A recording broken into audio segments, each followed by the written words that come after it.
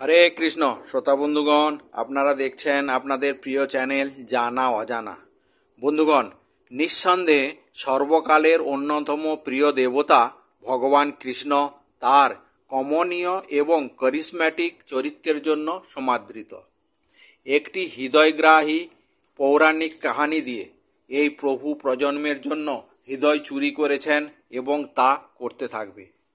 একটি কালো চামড়ার শিশু যে যমুনা নদীর তীরে বড় হয়েছে এবং তার ময়ূর পালক টুকার চুল এবং তার বাঁশি থেকে মিষ্টি সঙ্গীত বর্ষণ করে বৃন্দাবনের মানুষের জীবনে পথ বুনেছে।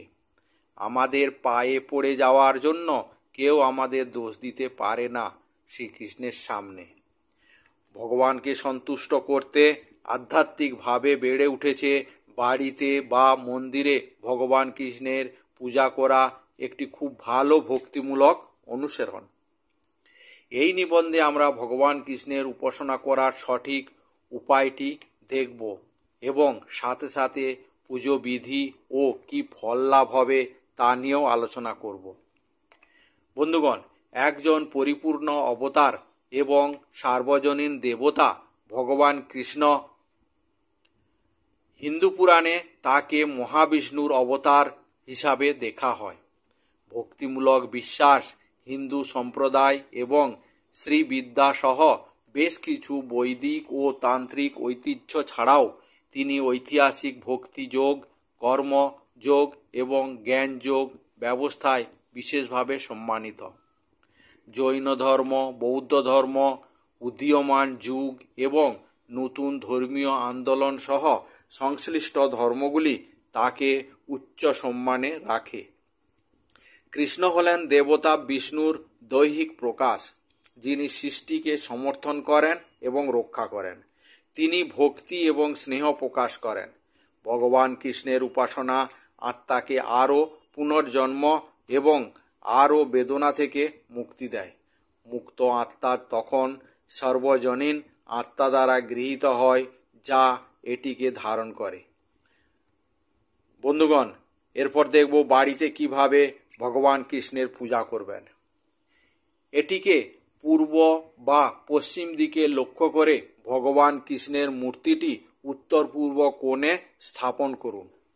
আশেপাশের কক্ষগুলিও বিবেচনা করা আবশ্যক, যেমন বাথরুম বা বেডরুমে প্রতিমা রাখার মতো ভুল এড়িয়ে চলুন। উপরন্তু কাছাকাছি বাধাসহ এলাকা এড়িয়ে চলুন। একটি বড় মূর্তি কেনার সময় মাটি থেকে মূর্তিটির উচ্চতা এবং ঘরের ছাদ থেকে মেঝের দূরত্ব বিবেচনা করা গুরুত্বপূর্ণ। একটি ছোট্ট মূর্তি পান যা চোখের স্তরে স্থাপনা করা হবে। উপরে বা নিচে না তাকিয়ে আপনি সরাসরি মূর্তির চোখের দিকে তাকাতে সক্ষম হবেন। পুজোর আগে স্নান করে কপালে অষ্টগন্ধ লাগান। বেদিতে অবশ্যই একটি বড় গভীর পাত্র থাকতে হবে, যাতে মাঝখানে একটি ভগবান কৃষ্ণমূর্তি বা ছবি থাকে। আরতি প্রদীপ, ফুল, কুমকুম, পাউডার এবং চন্দনের পেস্ট সবই একটি থালায় রাখতে হবে। উল্লেখ করা বাহুল্য যে পুজোর আনুষঙ্গিক গৌর গুরুত্বপূর্ণ। আপনার যা অগ্রাধিকার দিতে হবে তা হল কৃষ্ণমূর্তি নিজেই পরিষ্কার করা এবং সাজানো। সাত্ত্বিক খাবার এবং ফল, আরও ফুল এবং জলের একটি দ্বিতীয় থালা যোগ করা যেতে পারে। সেখানে ঘি বা তিলের তেল ভিত্তিক দীপম অর্থাৎ প্রদীপ জ্বালাতে হবে। সমস্ত উপাদান প্রস্তুত হয়ে গেলে আপনি আপনার বাঁ হাত দিয়ে একটি চামচে ধরে আপনার ডান হাতে জল ছিটিয়ে ওং অচ্যুতায় নমঃ উচ্চারণ করে এবং নীরবে তরল গ্রহণ করে আচমন পরিচালনা করেন। দেবতাকে দুধ, ঘি, কমলার রস, ফুল এবং সরল জল দিয়ে স্নান করার সময় বেদ, পুরাণ এবং উপনিষদের ব্রহ্ম সংহিতা এবং অন্যান্য মন্ত্র বা শ্লোকগুলি পাঠ করুন। পাত্রটি এক পাশে রেখে মূর্তি শুকিয়ে নিন। অভিষেকের পর খাদ্য, ফুল, জল এবং ঘি দিয়ে তার কাছে রাখুন। ভগবান কৃষ্ণের মূর্তি চন্দনের পেস্ট লাগান।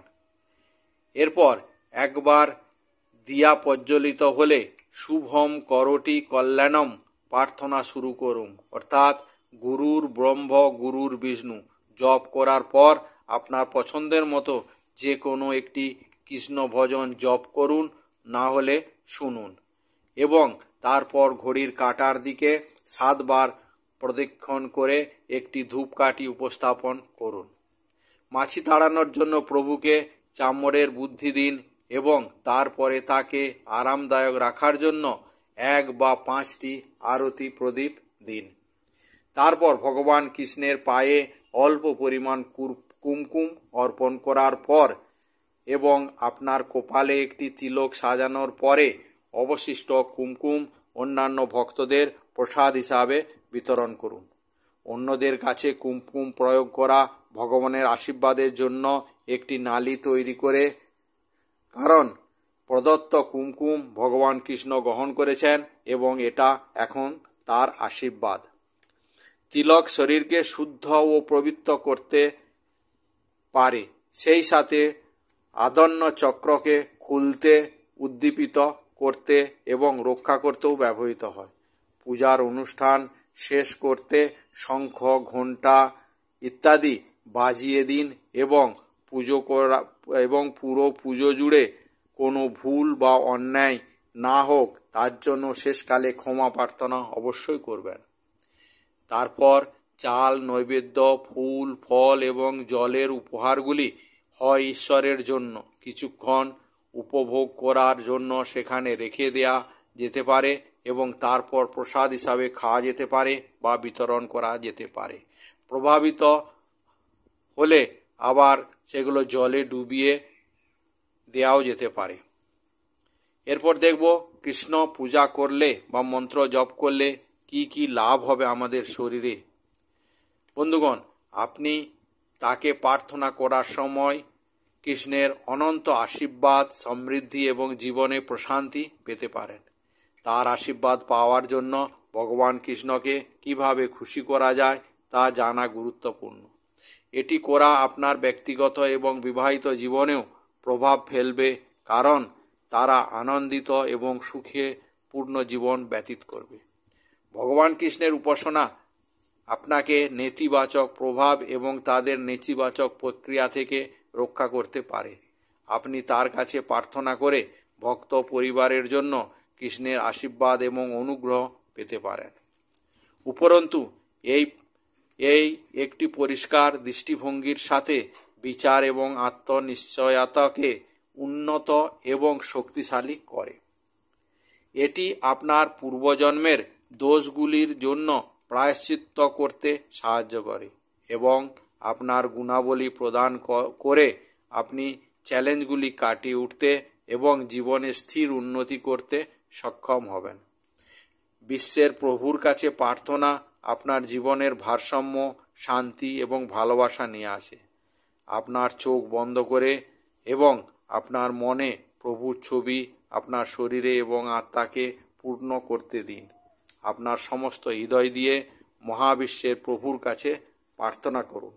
এইভাবে প্রভু শ্রীকৃষ্ণের পূজা করলে, মন্ত্র জপ করলে বা শুনলে আপনি আশীর্বাদ পাবেন। প্রভু শ্রীকৃষ্ণের কৃপা আপনার উপর সারা জীবন থাকবে। তাই মন দিয়ে, নিজের ইচ্ছাশক্তি দিয়ে এটা করুন এবং লাভ নিন। তাহলে বন্ধুগণ, আজকের এই এপিসোড কেমন লাগলো আপনারা কমেন্টস করে জানাবেন। ভালো লাগলে লাইক করবেন এবং বন্ধুবান্ধবদের শেয়ার করবেন। আর যদি এখনও আমাদের চ্যানেলটি সাবস্ক্রাইব না করে থাকেন তাহলে জানা অজানা চ্যানেলটি সাবস্ক্রাইব করে বেল আইকনটি ক্লিক করুন। আর বন্ধুগণ,